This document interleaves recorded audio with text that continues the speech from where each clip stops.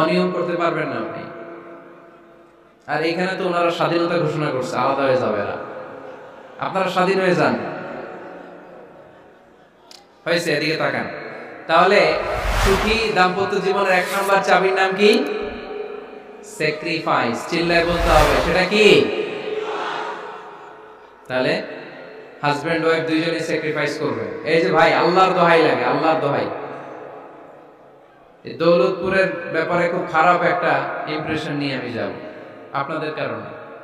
আপনারাই আপনাদের দৌলতপুরের বদনামের জন্য যথেষ্ট। আরেকজনের বসানোর দরকার নেই, নিজেই বসেন। কাউরে ইঙ্গিত করার দরকার নেই, কোথাও লাইট মারার দরকার নেই। লাইট বন্ধ করে নিজেই বসে যান। বসে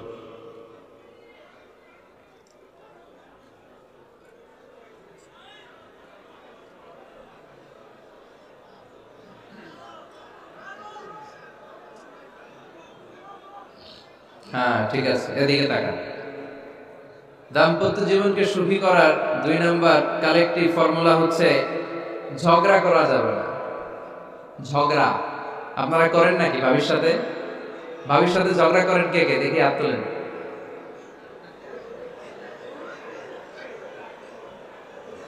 এদিকে সব আল্লাহর ওলি, এরা ঝগড়া টগড়া করে না।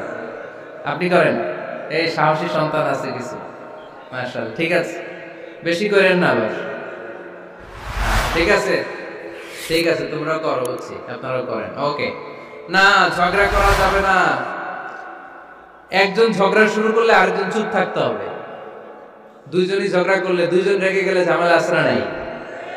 স্বামী রেগে গেলে স্ত্রী চুপ, স্ত্রী কখনো রেগে গেলে স্বামী চুপ, দুইজনই রেগে গেলে তৃতীয় বিশ্বযুদ্ধ। ঠিক কিনা? এজন্য ঝগড়া করতে দেয়া যাবে না। কারণ এই ঝগড়া, সামান্য ঝগড়া থেকে এই ঝগড়া বাড়তে বাড়তে এটা বিচ্ছেদের দিকে গড়ায়, ডিভোর্স হয়ে যায়। এরকম কত কেস যে আমার কাছে আসে, কত কেস যে আমার কাছে আসে যে হুজুর ছোট্ট ঝগড়া থেকে আমাদের মধ্যে ঝগড়া বাড়তে বাড়তে ইগো প্রবলেমের কারণে বিচ্ছেদে গড়ায়। আর এই ঝগড়া একটু শুরু হলে ইবলিশ শয়তানের কাজ হচ্ছে পালে বাতাস দেয়। কি দেয়? পালে বাতাস পেলে এটা দাউ দাউ করে উঁচু হয়ে ওঠে। আগুনের মধ্যে যেমনি কেরোসিন ঢাললে দাউ দাউ করে জ্বলে, সামান্য ঝগড়ার ছুতা পেলে ইবলিশ শয়তান খালি দাউ দাউ করে এই ঝগড়ার আগুনকে জ্বালিয়ে দেয়। ঠিক কিনা? এজন্য ঝগড়া করবেন না, মেহেরবানি করে ঝগড়া শুরু করবেন না। যে কোনো মূল্যে এই ঝগড়াকে থামায় রাখতে হবে। তো ফ্যামিলিতে ঝগড়া অনেক সময় হয়ে যায়, কিন্তু একজন ঝগড়া করলে আরেকজন চুপ থাকতে হবে। ঝগড়া নিয়ে একটা মজার গল্প আছে, শুনবেন? বিশৃঙ্খলা ভোগ করলে তো গল্প শোনানো যাবে না, একেবারে চুপ। আমার দিকে তাকান, তাকিয়েছেন? ঝগড়া নিয়ে যে গল্পটা, সেটা হচ্ছে এক স্বামী ওয়াজ শুনে বাড়িতে গেছে রাত 11টায়। তো বাড়ির কাছাকাছি যেতে না যেতে স্ত্রীর আবার স্বভাব হচ্ছে রাতের খাবারটা স্বামীর সাথে একসাথে খায়, আলাদা খায় না। তো বাড়ির সামনে যেই স্বামী ফোন দিছে ওয়াইফকে, এই শুরু করার আগে দরজাটা খোলো, আমি চলে আসছি। তো ওয়াইফ এসে দরজা খুলে দিচ্ছে। এবার স্বামী ঘরে ঢুকে বলে, শুরু করার আগে রাতের খাবারটা দিয়ে দাও টেবিলে, খেয়ে ফেলি। স্ত্রী বেচারি ডাইনিং টেবিলে খাবার দিয়েছে, হাজবেন্ড বেচারা ওয়াশরুম থেকে ফ্রেশ হয়ে ডাইনিং টেবিলে বসেছে, স্ত্রীও বসেছে। তো খুব বড্ড গরম। হাজবেন্ড বলে, শুরু করার আগে ফ্যানটা ছাড়। এইবার তো স্ত্রী বেচারি রেগে মেগে আগুন। কি আসার পর থেকে শুরু করার আগে, শুরু করার আগে, কি শুরু করার আগে? হাজবেন্ড বলে, এই তো শুরু হয়ে গেল। মানে কি? ঝগড়া। মানে কি? ঝগড়া। প্রিয় ভাইয়েরা, ঝগড়া করবেন না। স্বামী রেগে গেলে স্ত্রী চুপ থাকবেন, স্ত্রী রেগে গেলে স্বামী চুপ থাকবেন। কারণ সহিহ মুসলিমে এসেছে, ইন্না ইবলিসা ইয়াদাউ আরশাহু আলাল মা। ইবলিস শয়তান তার সিংহাসন গেড়েছে সাগরের উপর। কোথায়? ইবলিসের সিংহাসন কোথায়? সাগরের উপর। সুম্মা ইয়াবাসু সারায়াহু, সে প্রতিদিন সকালবেলা তার সাঙ্গপাঙ্গরে গোটা পৃথিবীতে পাঠায়, যা পৃথিবীতে ফাসাদ সৃষ্টি কর, ফাসাদ সৃষ্টি কর। ইবলিস যখন সাঙ্গপাঙ্গদেরকে গোটা পৃথিবীতে ছড়িয়ে দেয়, সারাদিন ধোঁকা দেওয়ার পরে, ওয়াসওয়াসা দেওয়ার পরে রাত্রিবেলা ইবলিসের কাছে ফিরে আসে, এসে বলে, ও ইবলিস, আমি আজকে আল্লাহর বান্দাদেরকে দিয়ে মিথ্যা কথা বলিয়েছি। ইবলিস বলে, এটা তো কোনো ব্যাপারই না, এগুলাই তো তোদের কাজ। আরেক শয়তান বলে, আমি ওজনে কম দিয়েছি একজনের মাধ্যমে বাজারে। ইবলিস বলে, এটাও তেমন বড় কোনো কাজ নয়। আরেকজন বলে, আমি সুদের ডিলিংস করিয়েছি। ইবলিস বলে, এটাও কোনো কাজ নয়। আরেক শয়তান বলে, আমি মদের আড্ডাখানায় নিয়ে মসজিদে যেতে নিয়েছিল, সেখান থেকে সরিয়ে মদের আড্ডাখানায় আল্লাহর বান্দাদেরকে নিয়েছি। ইবলিস বলে, এইটাও তেমন বড় কোনো কাজ নয়। আরেক শয়তান এসে বলে, মা তারাকতুহু হাত্তা ফাররাকতু বাইনাহু ওয়া বাইনা ইমরাতিহি, আমি এক আল্লাহর বান্দার সাথে বান্দির ঝগড়া লাগিয়ে ঝগড়া করাতে করাতে তালাক পর্যন্ত নিয়ে গিয়েছি। মা তারাকতুহু হাত্তা ফাররাকতু বাইনাহু ওয়া বাইনা ইমরাতিহি, আমি এক ইমানদার পরিবারকে ধ্বংসের শেষ প্রান্তে নিয়ে গিয়েছি। সামান্য ঝগড়ার পরে আমি ওয়াসওয়াসা দিতে দিতে ঝগড়া বাড়াতে বাড়াতে তালাক পর্যন্ত নিয়েছি। ইবলিস বলে, শাবাশ, তুই তো কাজের মতো কাজ করেছিস, আমার কাছে আয়, আমার কাঁধে ওঠ। ইবলিস তখন ওই শয়তানকে কাঁধে নিয়ে নাচতে শুরু করে। নাউজুবিল্লাহ বলবেন না? এজন্য ইমানদারদের সংসার ভেঙে খান খান হোক, এটা হলে ইবলিস খুশি, আর ইমানদারের পরিবার টিকে থাকলে আমার আল্লাহ খুশি। আমরা কার খুশি চাই? এজন্য শয়তানকে খুশি হতে দেওয়া যাবে না। ইমানদারদের পরিবারগুলো ঝগড়ার মাধ্যমে ভেঙে যাক, সব সময় শয়তানের মিশন এটা। আর ইমানদারদের পরিবারগুলো টিকে থাক, এটা আমার আল্লাহ সব সময় চায়। সুবহানাল্লাহ পড়েন। এজন্য দৌলতপুরের ভাইরা ঝগড়া করবেন না। ঝগড়া কিন্তু নবী রাসূলদের পরিবারেও ছিল, আল্লাহ রাসূল সাল্লাল্লাহু আলাইহি ওয়াসাল্লামের পরিবারেও ঝগড়া ছিল। এটা স্বাভাবিক, দাম্পত্য জীবনের খুব সিম্পল ইস্যু। একজন রাগ করলে আরেকজন থেমে যাবে। পারবেন? কি হলো, পারবেন না? আল্লাহর হাবিব সাল্লাল্লাহু আলাইহি ওয়াসাল্লামের সাথে আম্মা জান আয়েশার ঝগড়া হতো। মজার একটা হাদিস, সহিহ বুখারীর হাদিস, মুসনাদে আহমদ ইবনে হাম্বল এসেছে এই হাদিসটা। আম্মা জান আয়েশার সাথে ঝগড়ার পর আম্মা জান আয়েশাও রাগ, আল্লাহ রাসূল সাল্লাল্লাহু আলাইহি ওয়াসাল্লাম রাগ। এখন রাগ মেটানোর দরকার আছে না নাই? আল্লাহ রাসূল সাল্লাল্লাহু আলাইহি ওয়াসাল্লাম বললেন, আয়েশা চলো মিটমাট করে ফেলি। সুবহানাল্লাহ কইবেন না? চলো মিটমাট করি। তো কারে ডাকবো মিটমাটের জন্য? ওমরে ডাকি। আম্মা জান আয়েশা বলে, না, ওমর গলিফ, ওমর খুব মেজাজ ওলা, আমার ডর লাগে। তোমার আব্বারে ডাকি। আব্বারে ডাকেন। আব্বারে ডাকেন। খুশি হয়ে গেছেন আম্মা জান আয়েশা রাদিয়াল্লাহু। আবু বকর রাদিয়াল্লাহু চলে আসলেন, দাঁড়ালেন। এবার বিষ্ণু সাল্লাল্লাহু আলাইহি ওয়াসাল্লাম বললেন, তাতাকাল্লিমিন আও আতাকাল্লাম, কি ঘটছে আমাদের মাঝে, তুমি বলবা না আমি বলবো? আম্মা জান আয়েশা বললেন, তাতাকাল্লামু আনতা ওয়ালা তাকুল ইল্লা হাক্কান, আপনিই বলেন, তবে সত্য ছাড়া মিথ্যা বলবেন না। আবু বকর রাদিয়াল্লাহু তাআলা শুনে রেগে গেলেন, কি এ কেমন কথা তোমার? নবীকে উদ্দেশ্য করে তুমি বলছো সত্য ছাড়া মিথ্যা বলবেন না, নবী কখনো মিথ্যা বলবে নাকি? রেগে মেয়ের গায়ে মেরেছে এক চড়। চড় খেয়ে আম্মা জান আয়েশা উল্টে পড়ে গেলেন। সাইয়েদনা আবু বকর রাদিয়াল্লাহু তাআলা রেগে গড়গড় করতে লাগলেন, আবার মারার জন্য উদ্যত হলেন। আম্মা জান আয়েশা রাদিয়াল্লাহু তাআলা বাঁচার জন্য এবার বিশ্বনবীর পিছনে যে আশ্রয় নিলেন। সুবহানাল্লাহ পড়বেন না? বিশ্বনবী সাইয়েদনা আবু বকরের সামনে দুই হাত মেলে ভেবে দাঁড়িয়ে গেলেন। আল্লাহর হাবিব যখন আম্মা জান আয়েশাকে বাঁচানোর জন্য দুই হাত উঁচু করে দাঁড়িয়ে গেলেন, সাইয়েদনা আবু বকর থেমে গেলেন। সাইয়েদনা আবু বকর এই পরিস্থিতি দেখে ঘর থেকে বের হয়ে ঘরের বাইরে দাঁড়ালেন।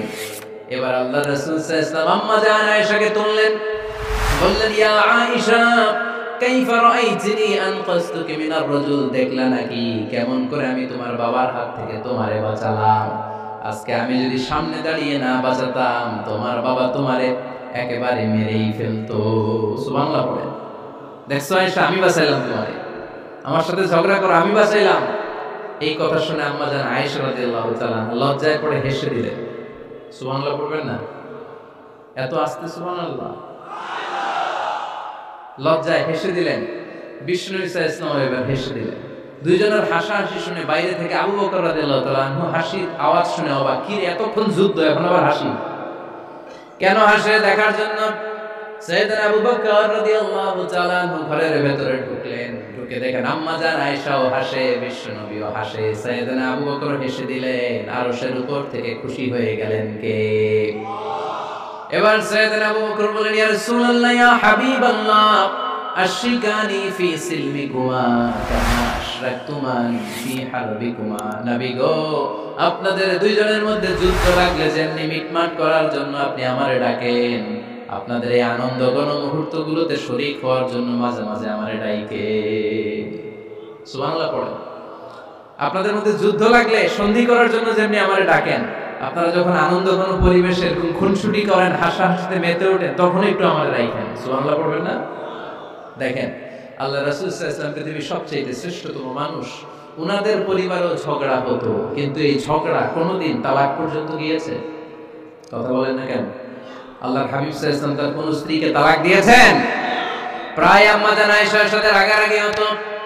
আল্লাহর হাবিব সাল্লাল্লাহু আলাইহি ওয়াসাল্লাম বলতেন, আয়েশা কখন তুমি রেগে থাকো সেটাও আমি জানি, কখন তুমি আমার উপর খুশি থাকো সেটাও আমি জানি। ইয়া আয়েশা ইন্নী লা আ'লামু ইযা কুনতি আন্নী রাদিয়া ওয়া ইযা কুনতি আলাইয়া গাদবা। আয়েশা কখন রেগে থাকো তাও বুঝি, কখন খুশি থাকো তাও বুঝি। আম্মা জান আয়েশা বললেন, ইয়া রাসূলুল্লাহ কেমনে বোঝেন? বিশ্বনবী বললেন, তোমার দোয়ার বাক্যগুলো শুনো বুঝি। যখন তুমি আমার উপরে খুশি থাকো তখন দোয়ার সময় তুমি এভাবে বলো, রব্বি মুহাম্মদ, ও মুহাম্মাদের রব আপনি আমাদের সব গুনাহ মাফ করে দেন। আর যখন তুমি আমার উপর রেগে থাকো তখন তুমি মুনাজাতের সময় বলো, রব্বি ইব্রাহিম, ইব্রাহিমের রব আপনি আমাদেরকে ক্ষমা করে দেন। তার মানে যখন তুমি রেগে থাকো তখন দোয়ার সময় আমার নামটা মুখে নিতে চাও না। সুবহানাল্লাহ পড়েন।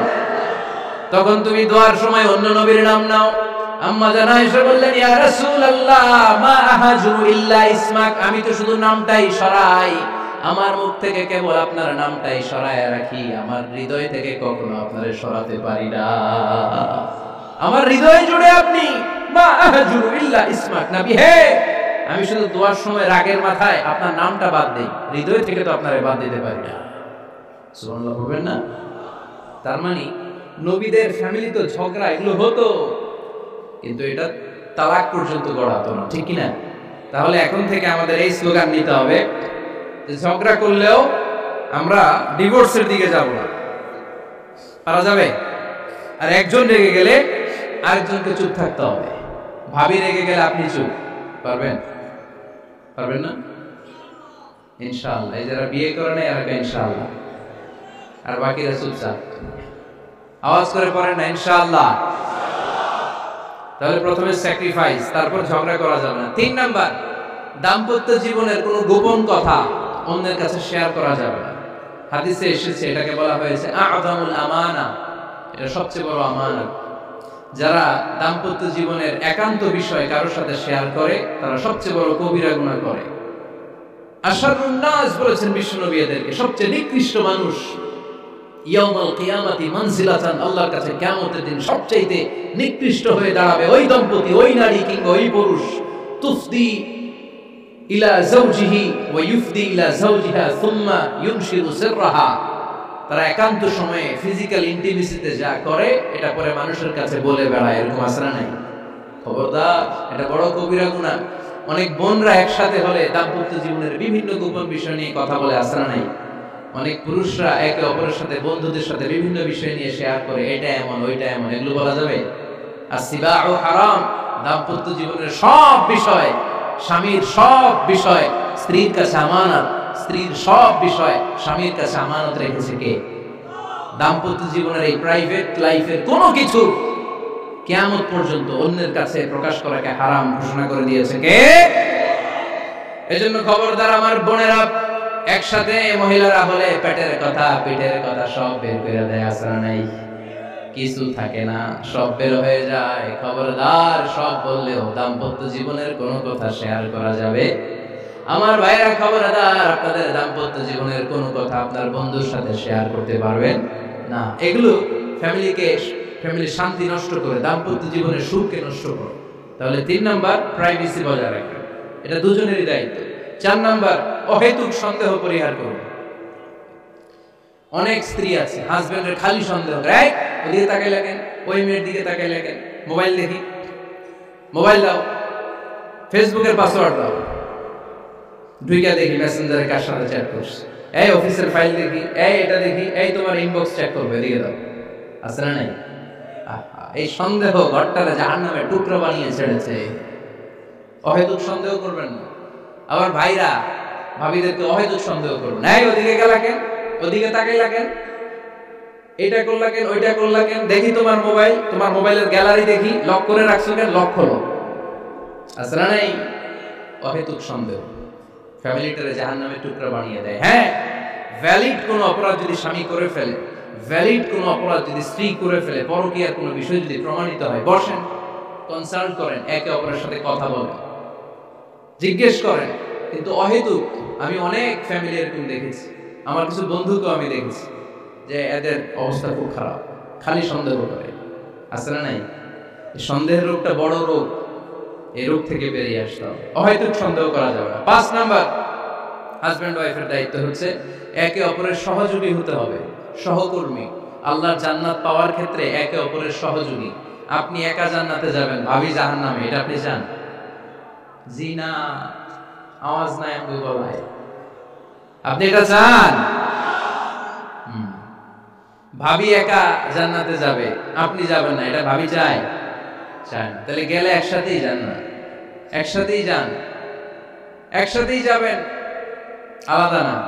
এজন্য আল্লাহর আনুগত্যে, আল্লাহর ইবাদতে, দাম্পত্য জীবনে একে অপরের সহযোগী হতে হবে। স্বামী ভুল করলে স্ত্রী সুন্দর করে শুধরে দিবে, স্ত্রী ভুল করলে স্বামী শুধরে দিবে। ফজরের সময় স্ত্রী হাজবেন্ডকে ডেকে দিবে, উঠতে না চাইলে ঠান্ডা পানির ছিটা দিবে। কারণ জান্নাতে একা যাওয়া যাবে না, গেলে দুইজনই যাবে। কথা কয় না? দুইজনই জান্নাতে যাওয়ার দরকার আছে না নাই? যত বেশি আপনারা আল্লাহর আনুগত্যে আগাতে পারবেন, তত আপনাদের মহব্বত বাড়ায় দিবে কে? এই যে হাজবেন্ড ওয়াইফের ভালোবাসাটাকে বলে লাভ পিরামিড। কি পিরামিড? লাভ পিরামিড, লাইক ট্রায়াঙ্গেল, ত্রিভুজ আকৃতির। হাজবেন্ড ওয়াইফের ভালোবাসাটা ত্রিভুজ আকৃতির। The closer the couple comes to Allah, the closer they comes to each other. Husband wife যত বেশি আল্লাহর কাছে যাবে, তারা নিজেরাও নিজেদের তত কাছে যাবে। হাজবেন্ড ওয়াইফ আল্লাহর সম্পর্ক থেকে যত দূরে সরে যাবে, তারা নিজেরাও নিজেদের থেকে তত দূরে সরে যাবে। ঠিক কি না? ত্রিভুজ চিনেন আপনারা? হ্যাঁ, এই জিওয় কয়েকজন জিওয়, আপনারা ত্রিভুজ চিনেন না? চিনি, জিওয়, ঠিক আছে। ত্রিভুজের কয় কোণা? হ্যাঁ, 3 কোণা। এই যে এরকম লাভ পিরামিড, 3 কোণা। এই উপরের কোণায় আল্লাহর অবস্থান, আর এই কোণায় স্বামী, এই কোণায় স্ত্রী। তো তারা আল্লাহর দিকে যত যাবে, নিজেরাও তত কাছে যাবে। আর তারা আল্লাহর সম্পর্ক থেকে যত দূরে চলে যাবে, নিজেদের মধ্যে দূরত্ব বাড়তে থাকবে। ঠিক কি না?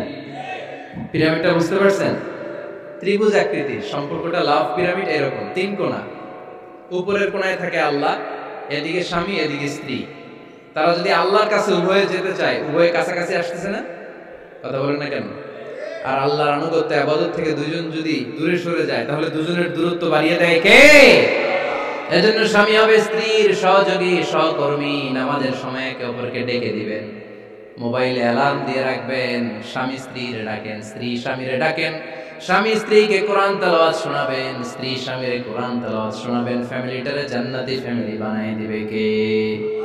তাহলে এই 5টার দায়িত্ব কালেকটিভ রেসপন্সিবিলিটি, স্বামীর উপরও বর্তায়, স্ত্রীর উপরও বর্তায়। এগুলো মেনে চললে দাম্পত্য জীবন সুখকর করে দিবে কে? মনোযোগ আছে? কষ্ট হচ্ছে? এবার আমরা হাজবেন্ডের দায়িত্ব শুনি। হাজবেন্ডের প্রথম দায়িত্ব হচ্ছে, হাজবেন্ড হচ্ছে caretaker of the family, in charge, protector. আর রিজালু কাওয়ামুনা আলা নিসা। আল্লাহ বলেন স্বামী হলো তার স্ত্রীর ইনচার্জ, প্রোটেক্টর। স্ত্রীকে সুরক্ষা দিবে, স্ত্রীকে টেক কেয়ার করবে, স্ত্রীর দায়িত্বে থাকবে। এই দাম্পত্য জীবনের দুইজনের সংসারকে, সংসারের মধ্যে স্বামীকে দায়িত্বশীল বানিয়েছে কে? পুরুষ দায়িত্বশীল। পুরুষ কখনো নারীর ক্ষতি করে না, সুপুরুষ নারীর ক্ষতি করে না। ঠিক কিনা? গোটা পুরুষ সমাজ নারী সমাজের সুরক্ষা দিবে। যেগুলো নারীকে একান্তে পেলে রেপ করে, এই যে ঢাকা বিশ্ববিদ্যালয়ে একটা রেপের ঘটনা ঘটছে না, যে এই বেয়াদবটা এই কাজ করেছে, এটা কি পুরুষ না কুপুরুষ? এটা কি সুপুরুষ না কুপুরুষ? সুপুরুষ নারীর প্রোটেকশন দেয়, নারী টেক কেয়ার করে, তার ইনচার্জ, তার দায়িত্বশীল। দাম্পত্য জীবনে অর্থনৈতিক যত দায় দায়িত্ব আছে, সব আল্লাহ তাআলা পুরুষের কাঁধে দিয়েছে। কার কাঁধে? এই দাম্পত্য লাইফে নারীর কোন অর্থনৈতিক দায় দায়িত্ব নারীর কাঁধে আল্লাহ দেয় নাই। এজন্য সব অর্থনৈতিক দায়িত্ব পুরুষের ঘাড়ে। চারটা অর্থনৈতিক দায়িত্ব আছে। পুরুষ নারীকে মহারণা দিবে, পুরুষ নারীকে খাবারের ব্যবস্থা করবে, পুরুষ নারীকে পোশাকের ব্যবস্থা করবে, পুরুষ নারীর জন্য রেসিডেন্সিয়াল ব্যবস্থা করবে, ঠিক কি না?